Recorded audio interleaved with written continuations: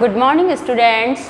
बच्चों, कल के वीडियो में हमने भाषा, लिपि और व्याकरण के बारे में पढ़ा था, जिसके अंतर्गत मैंने आपको बताया था कि व्याकरण के 3 अंग होते हैं: वर्ण विचार, शब्द विचार और वाक्य विचार। आज के टॉपिक में हम वर्ण विचार के बारे में पढ़ेंगे। बच्चों, वर्ण क्या होते हैं? क्या कोई बता सकता है मुझे? चलो मैं ही आपको बता देती हूँ। जब भी हम मुंह से कुछ बोलते हैं तो हमारे मुंह से आपने देखा होगा आवाज़ें निकलती हैं। आवाज़ें इट मीन्स ध्वनियाँ, मतलब ध्वनि, है ना। आपने देखा होगा जब हम बोलते हैं तो कुछ ना कुछ हमारे मुंह से ध्वनि निकलती है। अगर ध्वनि नहीं निकलती है तो हमारे मुंह से आवाज़ नहीं आती, है ना। तो जब भी हम मुख से बोलते हैं तब हमारे मुख से ध्वनियाँ निकलती है। उन्हीं ध्वनियों को हम वर्ण कहते हैं। अर्थात वर्ण भाषा की वह सबसे छोटी इकाई होती है जिसके हम और अधिक टुकड़े नहीं कर सकते हैं।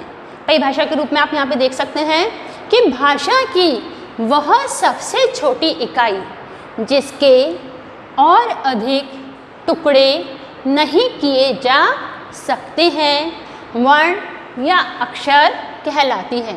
जैसे अ के हम टुकड़े नहीं कर सकते हैं।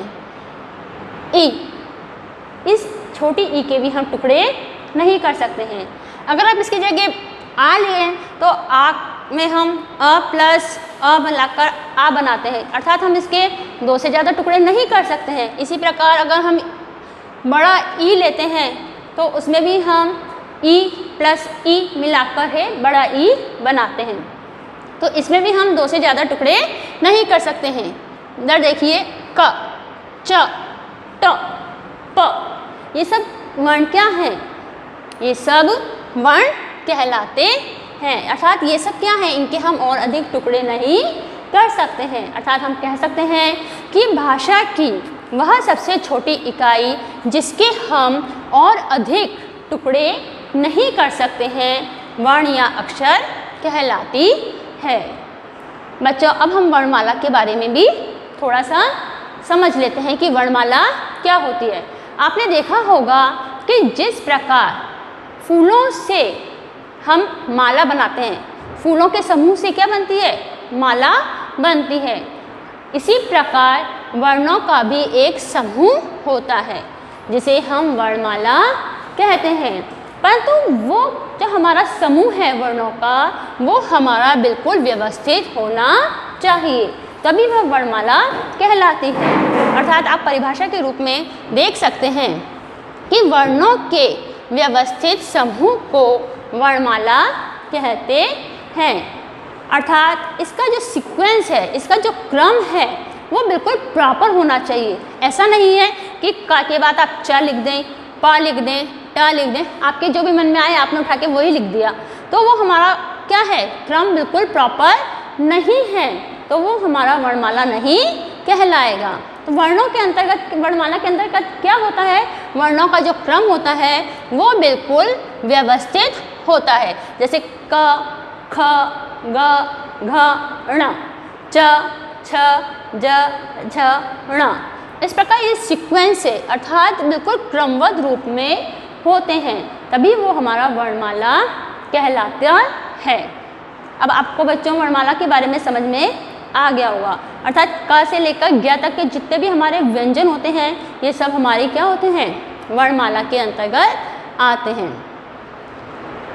वर्णों के प्रकार, वर्ण जो होते हैं वो 2 प्रकार के होते हैं, स्वर और व्यंजन। स्वर, सबसे पहले हम स्वर के बारे में जान लेते हैं कि स्वर क्या होते हैं, स्वर किसे कहते हैं। स्वर जो होते हैं ये स्वतंत्र रूप में प्रयोग किए जाते हैं। अर्थात जब हम बोलते हैं तो ये वर्ण जो होते हैं ये ऐसे होते हैं कि इनके उच्चारण में हमें किसी अन्य वर्ण की सहायता की आवश्यकता नहीं होती है। ये अपने स्वतंत्र रूप में प्रयोग किए जा सकते हैं। अर्थात इन्हें किसी की हेल्प की, किसी की कोई सहायता की जरूरत नहीं होती है। अर्थात परिभाषा के रूप में हम इसको समझ सकते हैं कि वे वर्ण जिनका उच्चारण करते समय हमें किसी अन्य वर्ण की सहायता की आवश्यकता नहीं होती, ये अपने स्वतंत्र रूप में प्रयोग किए जाते हैं वर्ण स्वर कहलाते हैं। जैसे कि अ को बोलने में हमें मतलब किसी भी दूसरे वर्ण की सहायता की आवश्यकता नहीं पड़ी है। आप को बोलने के लिए भी हमें किसी अन्य वर्ण की सहायता की आवश्यकता नहीं होती है। तो ये आ ई ये सब हमारे अ से लेकर ये अह तक के जितने भी वर्ण होते हैं ये स्वर होते हैं, परंतु अंग और जो अह होता है वो हमारे स्वर नहीं होते। ये स्वरों के साथ लिखे तो जाते हैं परंतु स्वर नहीं होते। अंग और अह को हम अयोगवाह कहते हैं। अब हम व्यंजन के बारे में जान लेते हैं। व्यंजन वे वर्ण होते हैं जो स्वरों की सहायता से बोले जाते हैं, अर्थात इनका उच्चारण करते समय हमें स्वरों की सहायता लेनी ही पड़ती है। अर्थात परिभाषा के रूप में हम कह सकते हैं कि वे वर्ण जिनका उच्चारण करते समय हमें किसी अन्य वर्ण की सहायता की आवश्यकता होती है। क्या कहलाते हैं? वो व्यंजन कहलाते हैं।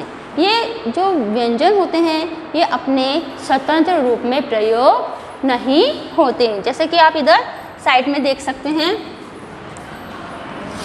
ये मैंने का लिखा है, तो ये का है, ये का प्लस अ के संयोग से मिलकर बना है। अर्थात क बनने के लिए इसे अ की सहायता की आवश्यकता हुई है, तभी हमारा क्या बना है? क। अगर हम ऐसे ही लिख देते हैं तो ये हमारा क व्यंजन पूर्ण रूप में नहीं होता है। ये वर्ण क्या है? ये आधा ही वर्ण कहलाता है। और परंतु जब हम इसके साथ अ का संयोग कर देते हैं, अर्थात अ को स्वर को मिला देते हैं, तो ये क बन जाता है। इसी प्रकार क के साथ हमने आ मिलाया तो क्या बना हमारा? का। इसी प्रकार हमने क के साथ ई मिलाया तो क्या बना हमारा? की। अब आप बच्चों इधर देख रहे हैं कि व्यंजनों को क्या हो रहा है?